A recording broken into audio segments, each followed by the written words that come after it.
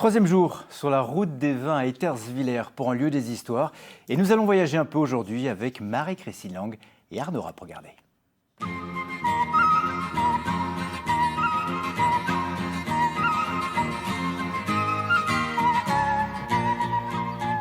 Retour à Etterswiller où chaque année pour les vœux, Monsieur le maire offre des huîtres et des truites fumées.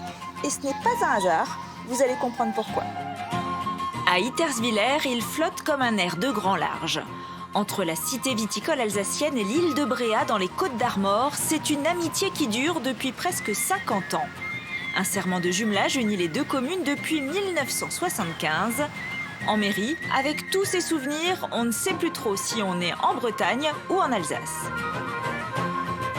Alors Robert, toi tu as un tableau de... C'est le moulin du Birlot. Et le phare du Pan sur l'île Nord, puisque l'île est partagée en deux.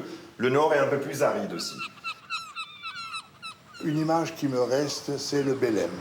Nous étions assis au Cap Fréhel. On nous a montré le Bélem qu'aucun Alsacien ne connaissait à l'époque. C'était vraiment une image splendide, ce trois-mâts qui arrive.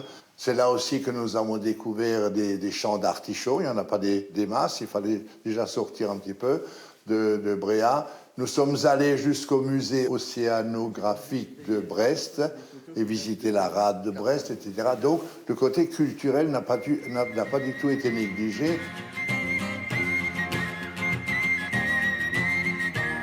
J'avais 10 ans quand les Bréatins sont arrivés, donc il y avait beaucoup d'anciens aussi, avec leurs bérets aussi, de marins.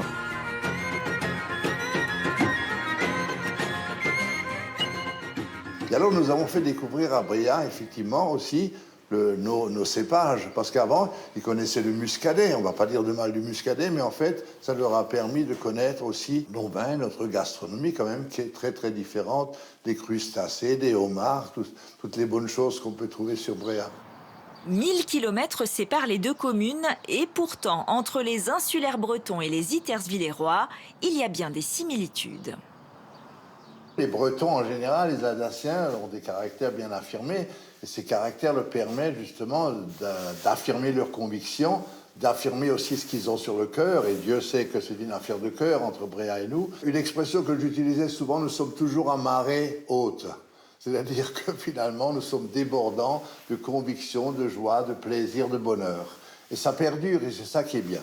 Aujourd'hui encore, les échanges continuent, on les accueille dans les familles même. C'est ça qui est très important aussi, c'est les échanges entre familles, entre amis. Donc c'est devenu de vrais amis aussi. L'année prochaine, il y aura de grandes festivités pour le 50e anniversaire à Bréa. Donc ils nous réservent une grande surprise. Donc on ne sait pas quoi encore, on verra. Voilà.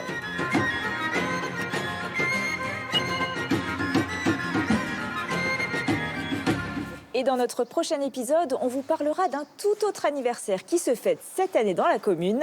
Et comme on dit à Bréa, Kenavo!